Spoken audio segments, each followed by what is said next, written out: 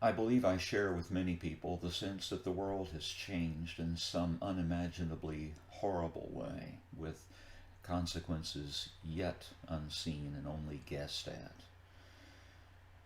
Recently, I have struggled to gain a toehold of some kind, often by repairing to the wisdom of those guides who have been with me throughout my life, the great composers of the 18th and 19th centuries, for instance.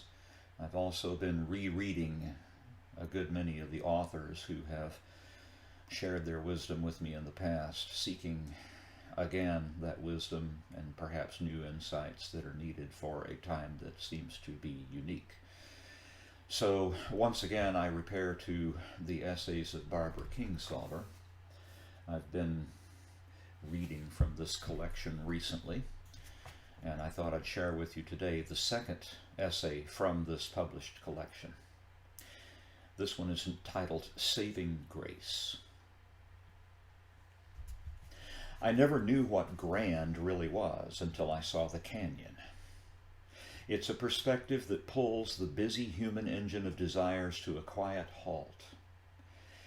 Taking the long view across that vermilion abyss attenuates humanity to quieter internal rhythms, the spirit of ice ages, and we look, we gasp, and it seems there is a chance we might be small enough not to matter, that the things we want are not the end of the world. I have needed this view lately. I've come to the Grand Canyon several times in my life, most lately without really understanding the necessity. As the holidays approached, I couldn't name the reason for my uneasiness. We thought about the cross-country trip we've usually taken to join our extended family's Thanksgiving celebration, but we didn't make the airplane reservations. Barely a month before, terrorist attacks had distorted commercial air travel to a horrifying new agenda, one that left everybody jittery. We understood rationally that it was as safe to fly as ever, and so it wasn't precisely nervousness that made us think twice about flying across the country for a long weekend. Rather, we were moved by a sense that this was wartime, and the prospect of such personal luxury felt somehow false. I called my mother with our regrets and began making plans for a more modest family trip. On the days our daughters were out of school, we would wander north from Tucson to revisit some of the haunts I've come to love in my 20 years as a desert dweller transplanted from the verdant southeast. We would kick through the leaves in Oak Creek Canyon, bask like lizards in the late autumn sun on Sedona's red rocks, puzzle out the secrets of the labyrinthine ruins at Rupatki, and finally stand on the rim of that remarkable canyon. I felt a little sorry for myself at first, missing the reassuring tradition of sitting down to face a huge upside-down bird and counting my blessings in the grand, joyful circle of my kin. And then I felt shame enough to ask myself, how greedy can one person be to want more than the Grand Canyon? How much more could one earth offer me than to lay herself bare, presenting me with the whole of her bedrock history in one miraculous view? What feast could satisfy a mother more deeply than to walk along a creek through a party-colored carpet of leaves, watching my children kick up the fine-toothed gifts of this scarlet maple, that yellow aspen, piecing together the picture puzzle of a biological home place? We could listen for several days to the songs of living birds instead of making short work of one big dead one, and we'd feel lighter afterward too. These are the relevant questions to ask in this moment when our country demands that we dedicate ourselves and our resources again and again to what we call the defense of our way of life. How greedy can one person be? How much do we need to feel blessed, sated, and permanently safe? What is safety in this world? And on what broad stones is that house built?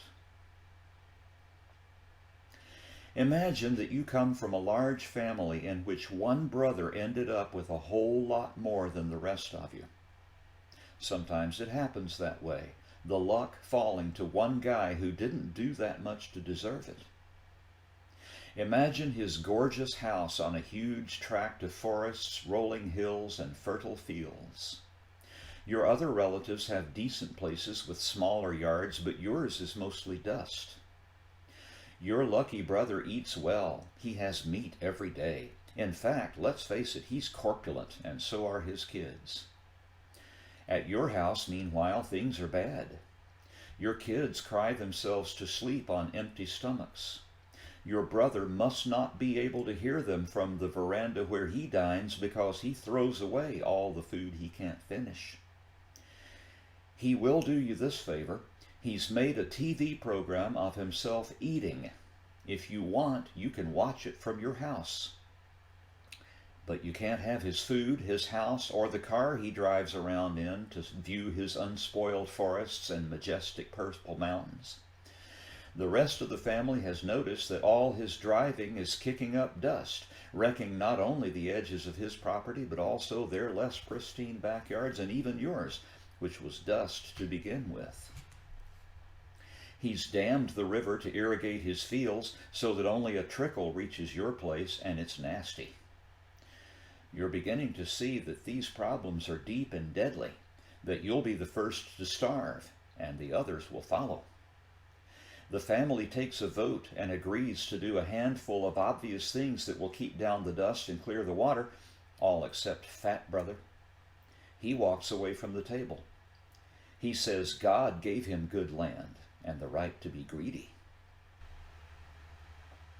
The ancient Greeks adored tragic plays about families like this, and their special word for the Fat Brother act was hubris. In the town where I grew up, we called it getting all high and mighty, and the sentence that came next usually included the words getting knocked down to size. For most of my life, I felt embarrassed by a facet of our national character that I would have to call prideful wastefulness. What other name can there be for our noisy, celebratory appetite for unnecessary things and our vast carelessness regarding their manufacture and disposal? In the autumn of 2001, we faced the crisis of taking a very hard knock from the outside, and in its aftermath, as our nation grieved, every time I saw that wastefulness rear its head, I felt even more ashamed. Some retailers rushed in to convince us in ads printed across waving flags that it was our duty, even in wartime, especially in wartime, to get out and buy those cars and shoes. We were asked not to think very much about the other side of the world, where, night after night, we were waging a costly war in a land where people could not dream of owning cars, or in some cases, even shoes. For some, wartime became a matter of waving our pride above the waist with slogans that didn't make sense to me. Buy for your country struck me as an exhortation to erase from your mind what just happened. And the real meaning of this one I can't even guess at. Our enemies hate us because we're free. I'm sorry, but I have eyes with which to see and friends in many places. In Canada, for instance, I know people who are wicked cold in winter, but otherwise in every way as free as you and me. And nobody hates Canada. Hubris isn't just about luck or wealth. It's about throwing away food while hungry people watch. Canadians were born lucky too in a global sense, but they seem more modest about it and more deeply appreciative of their land. It's impossible to imagine Canada blighting its precious wilderness areas with mock third world villages for bombing practice, as our Air Force has done in Arizona's Cabeza Prieta Range. I wonder how countries bereft of any wildlands at all view our plans for drilling in the Arctic National Wildlife Refuge, the world's last immense and untouched wilderness, as we stake out our right to its plunder as we deem necessary. We must surely appear to the world as exactly what we are, A nation that organizes its economy around consuming twice as much oil as it produces and around the profligate wastefulness of the wars and campaigns required to defend such consumption. In recent years, we have defined our national interest largely in terms of the oil fields and pipelines we need to procure fuel. In our country, we seldom question our right to burn this fuel in heavy passenger vehicles and to lead all nations in the race to pollute our planet beyond habitability. Some of us, in fact, become belligerent toward anyone who dares to raise the issue. We are disinclined as a nation to assign any moral value at all to our habits of consumption. But the circle of our family is large, larger than just one nation. And as we arrive at the end of our frontiers, we can't possibly be surprised that the rest of the family would have us live within our means. Safety resides, I think, on the far side of endless hunger. Imagine how it would feel to fly a flag with a leaf on it, or a bird, something living. How remarkably generous we could have appeared to the world by being the first to limit fossil fuel emissions by ratifying the Kyoto agreements rather than walking away from the table as we did last summer in Bonn, leaving 178 other signatory nations to do their best for the world without any help from the world's biggest contributor to global warming. I find it simply appalling that we could have done this. I know for a fact that many Americans were stunned, like me, by the selfishness of that act and can hardly bear their own complicity in it. Given our societal devotion to taking in more energy than we put out, it's ironic that our culture is so cruelly intolerant of overweight individuals. As a nation, we're not just overweight, a predicament that deserves sympathy. I fear we are also, as we live and breathe, possessed of the fat brother mindset. I would like to have a chance to live with reordered expectations. I would rather that my country be seen as the rich, beloved brother than the rich and piggish one. If there's yet a heart beating in the United States that really disagrees, I've yet to meet it. We are, by nature, a generous people. Just about every American I know who has traveled abroad and taken the time to have genuine conversations with citizens of other countries has encountered the question, as I have, why isn't your country as nice as you are? I wish I knew. Maybe we're distracted by our attachment to convenience. Maybe we believe the ads that tell us that material things are the key to happiness. Or maybe we're too frightened to question those who routinely define our national interests for us in terms of corporate profits. Then, too, millions of Americans are so strapped by the task of keeping their kids fed and a roof over their heads that it's impossible for them to consider much of anything beyond that. But ultimately, the answer must be that as a nation, we just haven't yet demanded generosity of ourselves. But we could, and we know it. Our country possesses the resources to bring solar technology, energy independence, and sustainable living to our planet. Even in the simple realm of humanitarian assistance, the United Nations estimates that $13 billion above current levels of aid would provide everyone in the world, including the hungry within our own borders, with basic health and nutrition. Collectively, Americans and Europeans spend $17 billion a year on pet food. We could do much more than just feed the family of mankind as well as our cats and dogs. We could assist that family in acquiring the basic skills and tools it needs to feed itself while maintaining the natural resources on which all life depends. Real generosity involves not only making a gift, but also giving up something. And on both scores, we're well situated to be the most generous nation on earth. We like to say we already are, and it's true that American people give of their own minute proportion of the country's wealth to help victims of disasters far and wide. Our children collect pennies to buy rainforests 1 cubic inch at a time, but this is a widow's mite, not a national tithe. Our government spending on foreign aid has plummeted over the last 20 years to levels that are, to put it bluntly, the stingiest among all developed nations.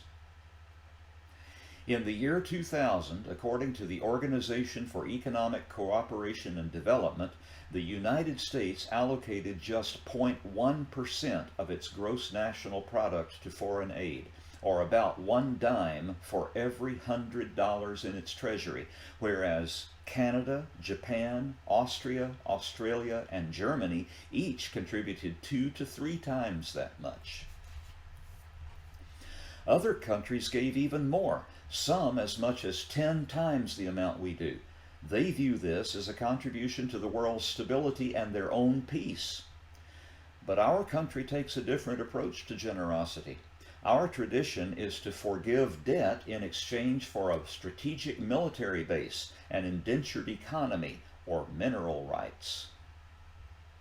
We offer the hungry our magic seeds, genetically altered so the recipients must also buy our pesticides while their sturdy native seed banks die out. At Fat Brother's house, the domestic help might now and then slip out the back door with a plate of food for a neighbor, but for the record, the household gives virtually nothing away.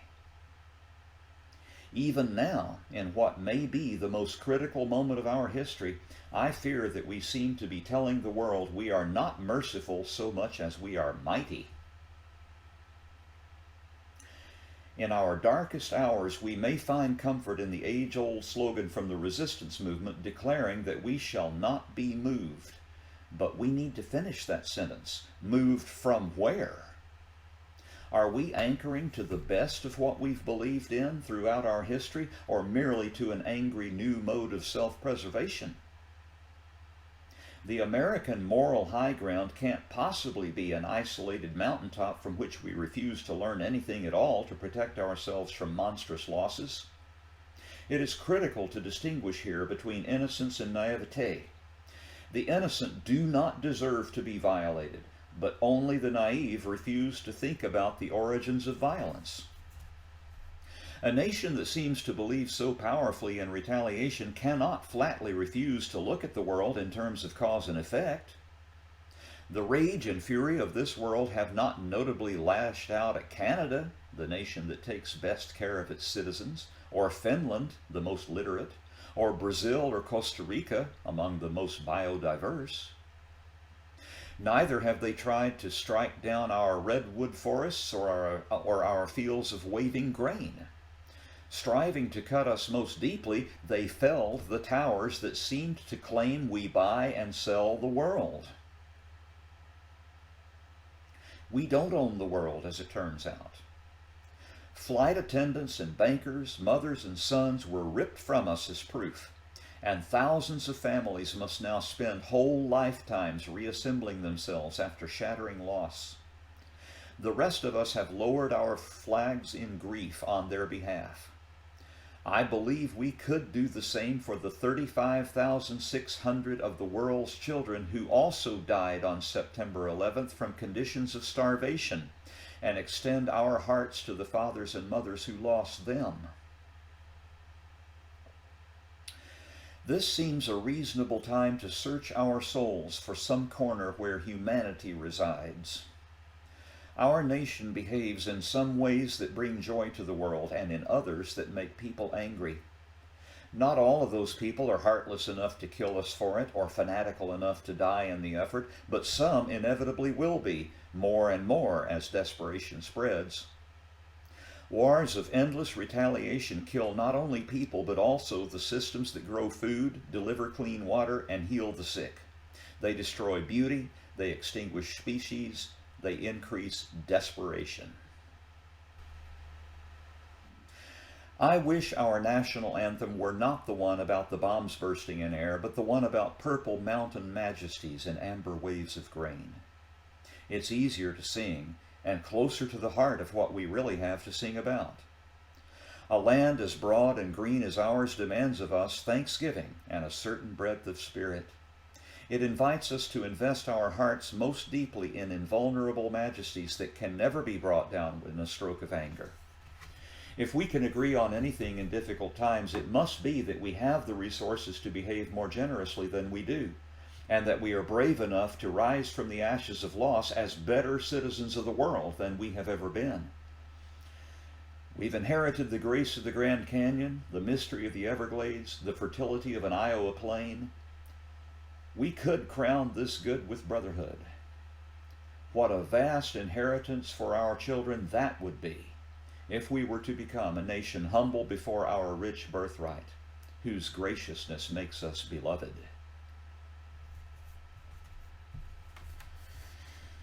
"15 years later, the Everglades are being inundated with the salt water of a rising sea, and that Iowa plain is growing nothing but GMO corn, destined not for the tables of hungry people, but for the fuel tanks of our cars. We are in deep, deep trouble. I commend to you the wisdom of Barbara Kingsolver. I'm going to keep reading her on this channel for a while I lick my wounds over the loss of that Schubert video.